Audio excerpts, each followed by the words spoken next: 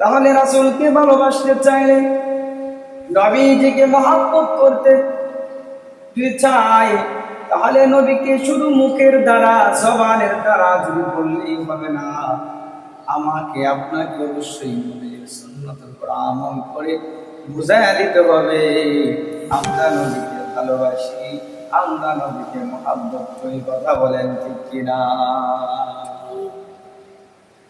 আমরা নবীকে মহব্বত করি, আমরা নবীকে ভালোবাসি, এই কথা যদি আপনি বলতে চান, সমাজের মানুষের কাছে আপনি বলেন, আমি এই বাড়ির মালিক, আমি এই বিল্ডিং এর মালিক আমি, কিন্তু জনগণ যদি বলে ভাই তুমি তোমার জায়গার দলিলটা একটু আমাকে দেখাও, তখন আপনি বললেন যে ভাই আমার কোনো দলিল নাই, আমার কোনো দলিল নাই।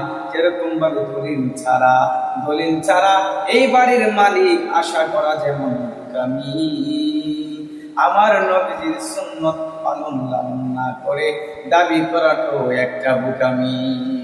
ঠিক কিনা করে বলে? এই জন্য আমার রাসূলকে যদি ভালোবাসতে তোমরা চাও, আল্লাহ পাক সেই কথা বললেন, আমার হাবিবকে তোমরা অনুকরণ করো। আল্লাহ রাসূলের জবানের একখানা হাদিসের মধ্যে বলেন, মান আহাব্বা সুন্নতি, যেই ব্যক্তি আমি রাসূলের সুন্নতকে লালন পালন করবে, আমি রাসূলের সুন্নতকে মানবে, মান আহাব্বা সুন্নতি ফাকাদ আহাব্বানি, আল্লাহ রাসূল বলেন ফাকাদ আহাব্বানি, অবশ্যই আমি রাসূলকে মহব্বত করলো। ওমান আহাব্বানি, আর যেই ব্যক্তি আমি রাসূলকে মহব্বত করলো, কানা মাই ফিল জান্নাহ, আল্লাহ রাসূল বলেন ওই ব্যক্তি যাবে জান্নাতে। বলেন সুবহানাল্লাহ। এই ব্যক্তি যাবে জান্নাতে যে ব্যক্তি রাসূলের সুন্নাত অনুকরণ করে। যে আমরা জবান দিয়া বলি মহব্বত করি, রাসূলকে মহব্বত করি, অথচ রাসূলকে গালি দেই, তোমার কোনো প্রতিবাদ নাই। রাসূলকে ব্যঙ্গ করে তোমার কোনো প্রতিবাদ নাই। রাসূলের সুন্নতকে ব্যঙ্গ করে তোমার কোনো প্রতিবাদ নাই। রাসূলের দাড়ি নিয়ে ব্যঙ্গ করে তোমার কোনো প্রতিবাদ নাই। রাসূলের টুপিকে এরকম ভাবে ব্যঙ্গ করে তোমার কোনো প্রতিবাদ নাই। খাতামুন নবীয়্যিন, সর্বশেষ নবীকে নিয়ে তারা কটূক্তি করে তোমার কোনো প্রতিবাদ নাই।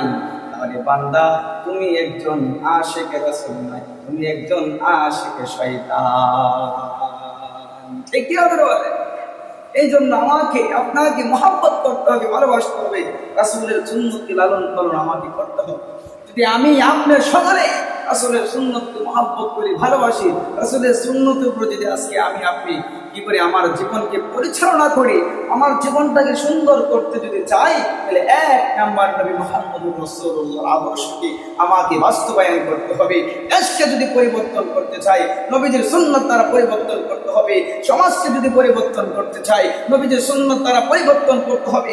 রাষ্ট্রকে যদি পরিবর্তন করতে চাই, নবীজির আদর্শ দ্বারা পরিবর্তন করতে হবে। আর না হয় বাংলাদেশ কোনোদিন শান্তির আশা করা যায় না।